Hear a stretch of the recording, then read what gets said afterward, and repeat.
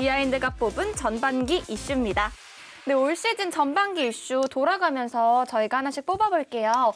저는 하나의 33년 만에 1등, 전반기 1등. 제가 야구 시작하기 전에 이제 33년 정도 된 것 같은데 그때 1등하고 지금 딱 몇 전반기 1등을. 년도죠, 그러면? 제가 초등학교 한 4학년 정도 되는 것 같아요. 제가 태어나기 전이에요, 그러면. 아, 진짜로요? 네. 92년이니까. 팀이었군요. 네. 근데 사실 매번 시즌 전에 올해는 정말 다르다 이런 얘기를 한화가 했는데 올 시즌은 정말 달랐습니다. 시즌 초에 사실 안 좋았을 때 위원님께서 선수들한테 전화 많이 했다 이런 얘기 매주 저희가 거의 했었잖아요. 네. 그럼 이제 1위 자리 굳히고 나서는 거의 안 하셨겠네요? 네, 저는 안 해도 되죠. 잘하는데요. 뭐. 그때 저 은퇴식 때, 아우. 네, 은퇴식 끝나고 숙소에 한번 찾아갔었거든요. 다 자고 있더라고요. 네, 1등이니까 몸 관리도 잘하는 것 같더라고요. 아. 네. 뭐 특별한 건 아닌데 이제 전반기 1위에서 축하한다고 인사를 했는데 그러니까 이제 가능성이 보인다고 조심스럽게 얘기를 하더라고요. 이게 사실 팀이 잘 나가면 오히려 설레발 안 떨라고 조심하거든요. 신중하고. 이제 그런 모습이었고 전반기 1위를 하는 원동력이 외국인 투수 두 명의 역할이 컸다. 이런 자평을 하더라고요. 네. 전 전화번호 몰라요. 받은 게 하나도 없어요. 전화도 못 걸고. 김강민 의원님께서 또 한 줄 평을 남겨두셨는데 뷰가 참 좋다. 역시 우승을 해본 경험이 많은 사람은 이 여유가 느껴져요. 다른 건 모르겠는데 일단 전반기가 끝나면 일단 며칠간의 이제 경기가 없는 시간들이 있잖아요. 네. 그러면 이제 포털도 좀 보고 이러다 보면 순위표 이렇게 좀 보고 그러면 맨 위에 우리 팀이 딱 있다. 기분 좋죠. 그러니까 아래로 딱 보이는 그 느낌. 근데 저는 이제 궁금한 게 그러면 네. 이렇게 전반기 1등 했는데 후반기 딱 들어가기 전에 첫 경기 전에 네. 약간 좀 어떤 생각을 하고 들어가야 되는지 이것도 좀 조언을 좀 한번 해주세요. 저도 선수 할 때인데 이 정도는 이제 좀 차이가 많이 나지 않나? 이 생각하는 순간 바로 박더라고요. 무섭다. 19년에. 네, 19년도 그랬고 네. 그 22년도도 한 번 왔었잖아요. 네. 지금 좋은 얘기 들으려고 그러다가 불안한 얘기 들으니까 이거 관계자분들은 불안하실 것 같은데 1등 하는 팀은 어떤 팀이나 와요. 오는 거예요. 그걸 또 견뎌야 1등 하는 거니까. 전반기 1위를 이끌었던 원동력이 뭘까요? 또 외국인 투수 2명이죠. 외국인 투수. 가장 큰 지분을 가지고 있다고 저도 볼 수 있어요. 거기다 불펜도 네. 불펜 막강하고 김서현 마무리도 그래요. 기아전 했을 때 공격력까지 터졌기 때문에 후반기를 더 이제 기대가 더 높아지는 거죠. 투수력에 또 공격까지 터지니까 이렇게 무서운 팀이구나 하는 것들을 3연전 내내 보여줬기 때문에 후반기는 좀 기대가 많이 될 것 같아요.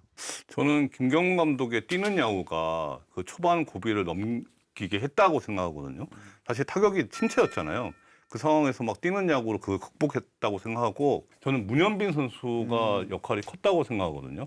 4월 5일에 대구 삼성전 때 그 역전 스리런 홈런 그게 너무 컸어요. 게다가 이제 그 전반기 마지막 경기도 문현빈 선수 끝내기 안타 치고 그냥 원래 그 하나에 있을 때는 그 이게 순위가 1등, 2등 여기에 안 가 있으면 좀 약간 그렇게 끈끈하게 경기를 할 수가 없거든요. 네. 이게 오는 게 달라요. 내가 쳐서 이기든 뭐 몸에 맞아서 이기든 어찌 됐든 이 경기를 이기기 위해서 어떻게 한다는 이 모습 자체가 아예 달라졌어요.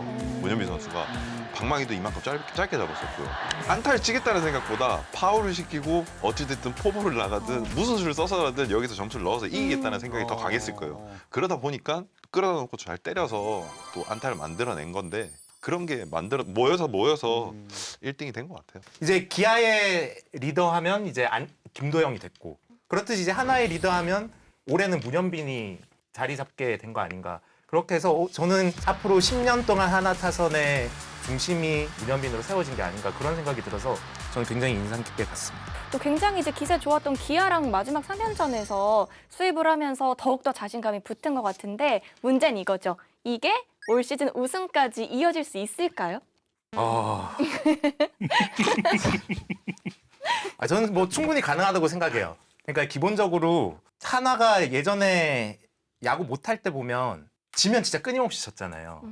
막 6연패하고 한 번 이기고 7연패하고 지금은 외국인 투수랑 선발들이 워낙 탄탄하니까 저는 하나가 5연패, 6연패를 하는 그림이 그려지지가 않거든요. 하나가 이렇게 연패를 안 하고 4게임 반차로 앞서고 있으면 일단 뭐 정규 시즌 우승 확률이 굉장히 높고 그러면 뭐 정규 시즌 우승하면 당연히 한국 시리즈 우승 확률이 워낙 높아지는 거니까 한국 시리즈 우승 돈을 걸려면 저는 하나의 제 전 재산의 절반 정도는 걸 수 있어요. 오, 어느 팀이 올라와도요? 그럼요.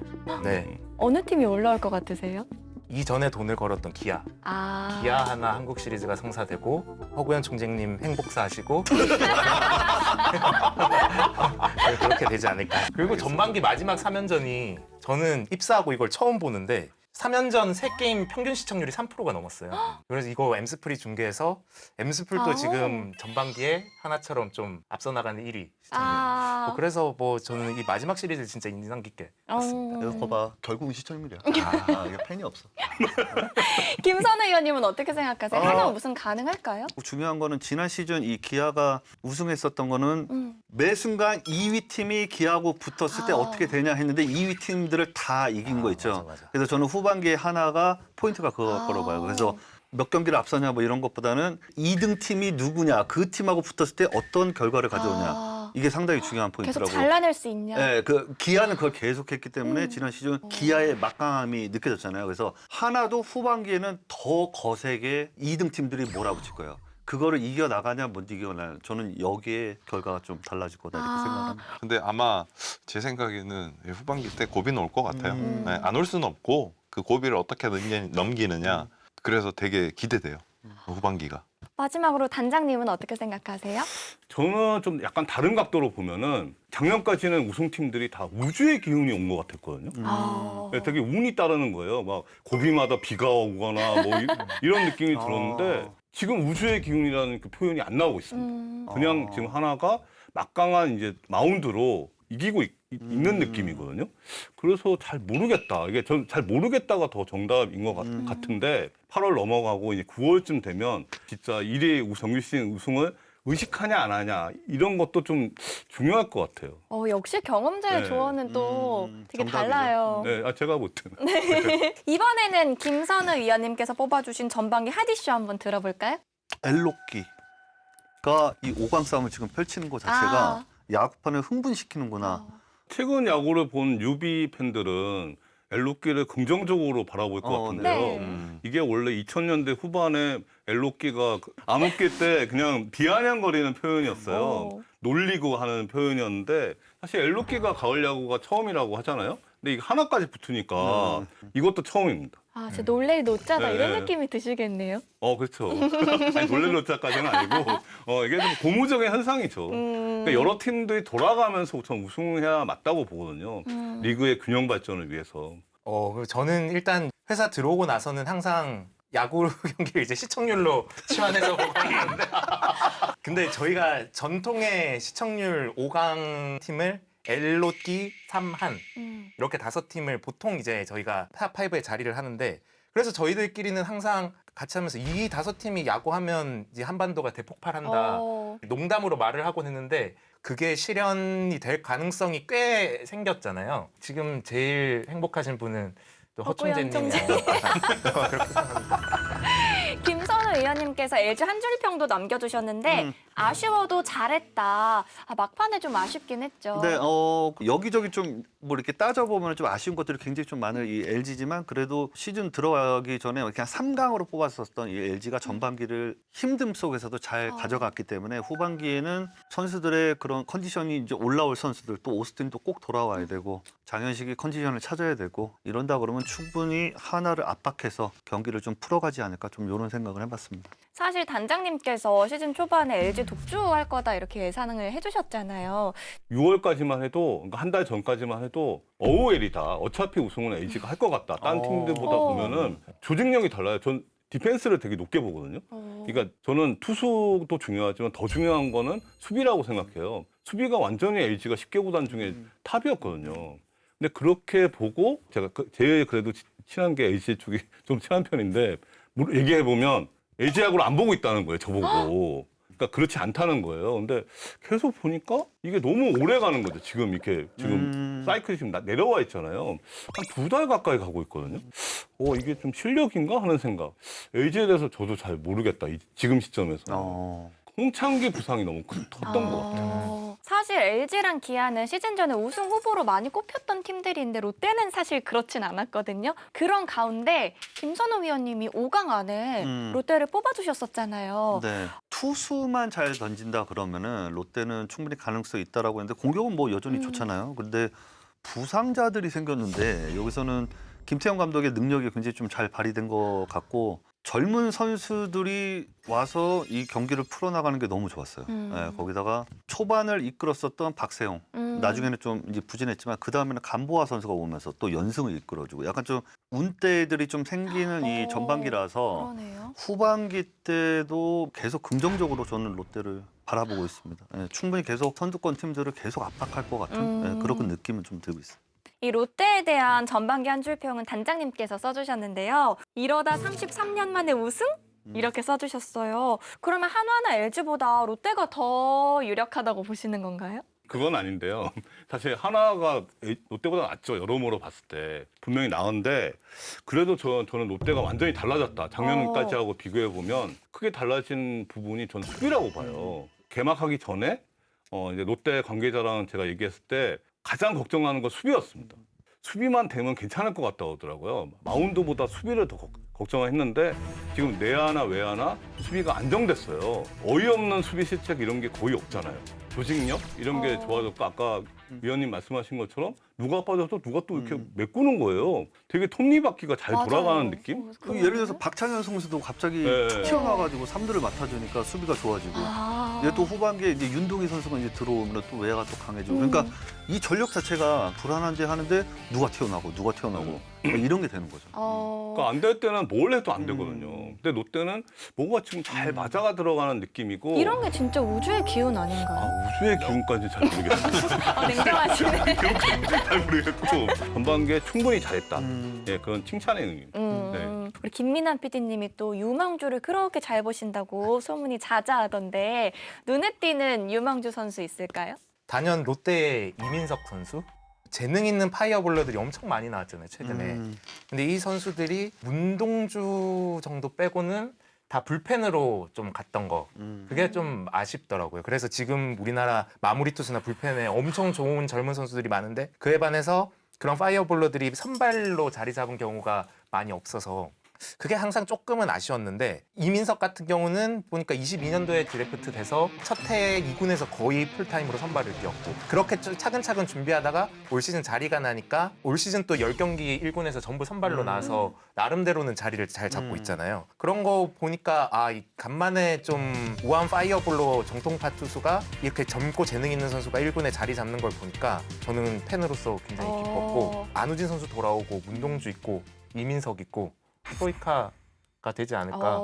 파이어볼러. 저는 이제 김민환 PD 얘기를 들어보니까 한 명 생각나는 선수가 롯데 홍민기 선수. 던지는 게 진짜 어마무시합니다. 저는 크리스 세일이 자꾸 생각이 나요.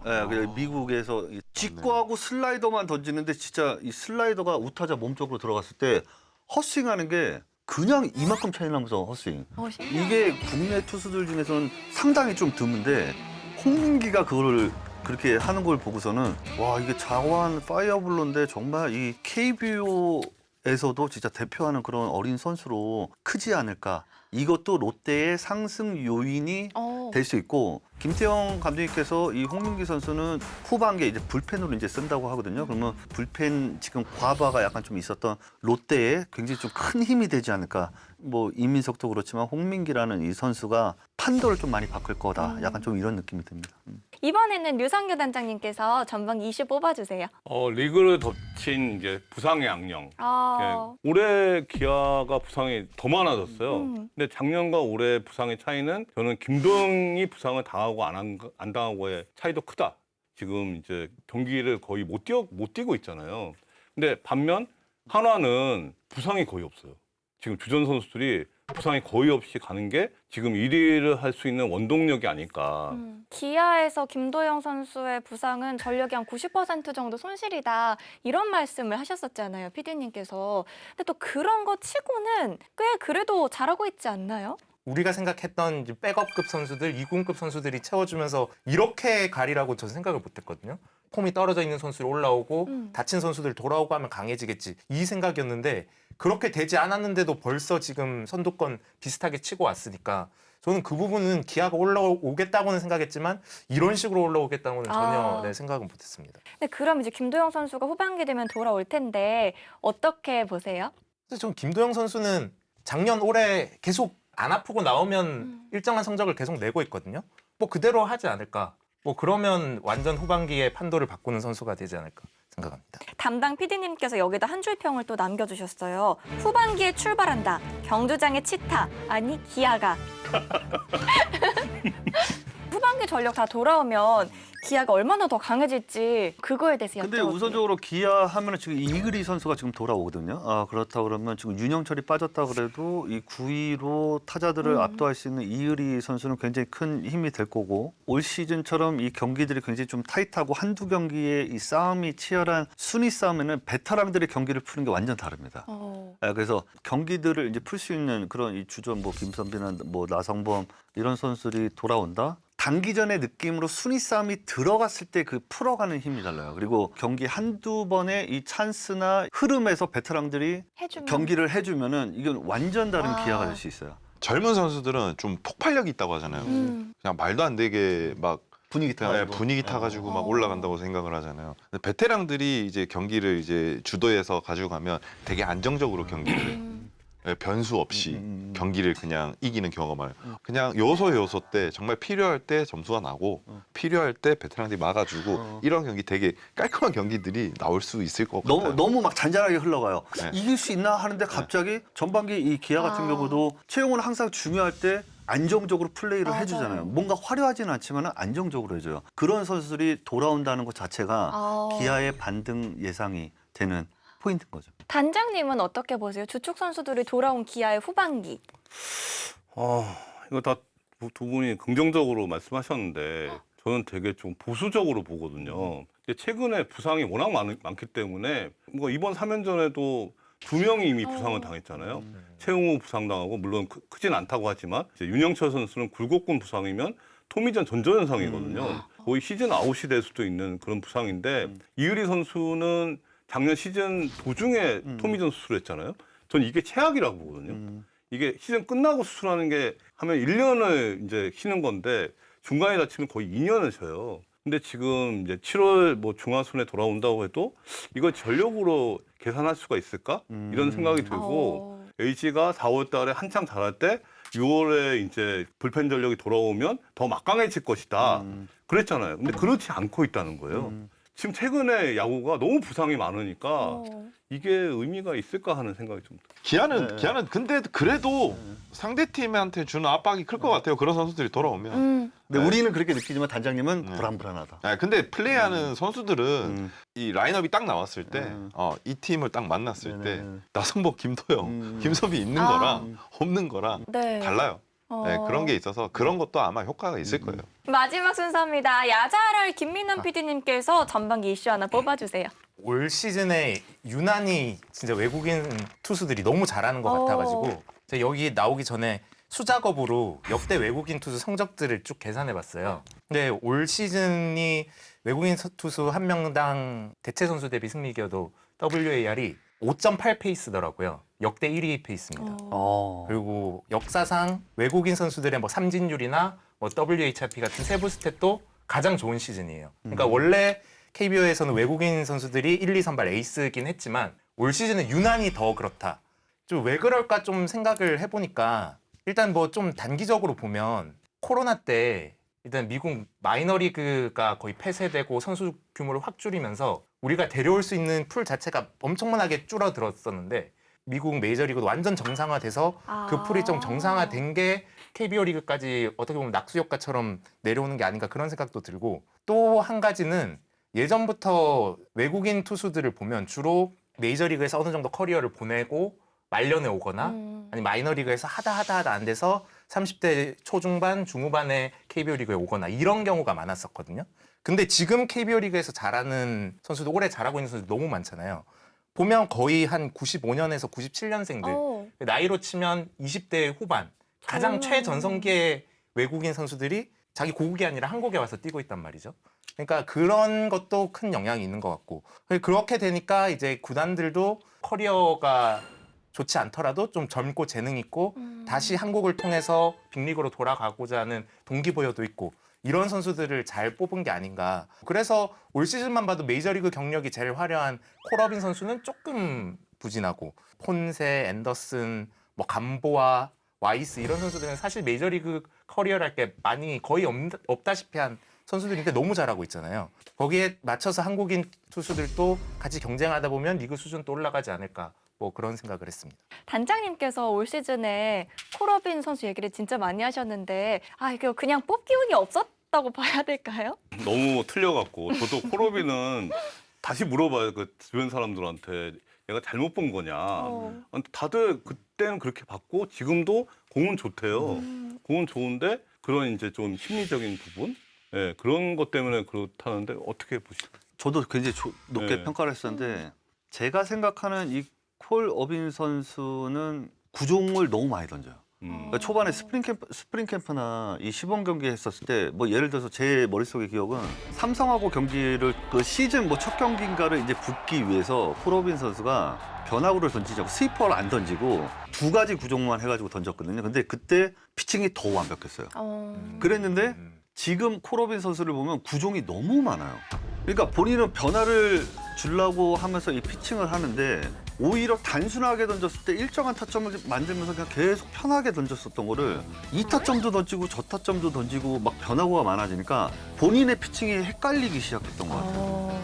그래서 제구가 너무 안 좋았던 거예요. 저도 콜어빈을 엄청 높게 평가했습니다. 근데 초반 이후에 변화구를 많이 던지는 콜어빈은 다른 평가를 낼 수밖에 없었다. 저는 이렇게 냉정하게 좀 평가를 하고 싶어요. 그러면 위원님께서 보시는 올 시즌의 외국인 투수들의 이런 활약은 어떻게 보세요? 투수 출신의 해설위원으로서는 굉장히 좀 행복하다. 아, 네. 그냥 너무 좋은 투수들이 많이 온 것 같아요. 폰세는 진짜 뭐 말도 안 되게 피칭을 잘하는 거고 앤더슨, SSG 앤더슨 그렇죠. 간보와 뒤늦게 와서 이 진짜 이거 루틴 때문에 굉장히 불안하다 했는데 그거를 루틴을 바로 바꿔버리고 좋은 투수들이 많이 왔다. 많이 와서. 이게 에릭 패디 효과가 있는 것 같긴 하거든요. 패디가 23년에 왔을 때 사람들이 다 이런 선수도 오구나. 왜냐하면 그 전까지는 그런 급의 선수는 컨택하기가 어려웠습니다. 이게 100만 달러 상한선 있잖아요. 그래서 100만 달러 상한선 때문에 일본하고 경쟁하면 무조건 진다. 그래서 지금 이제 패디 효과가 있는 것 같아요.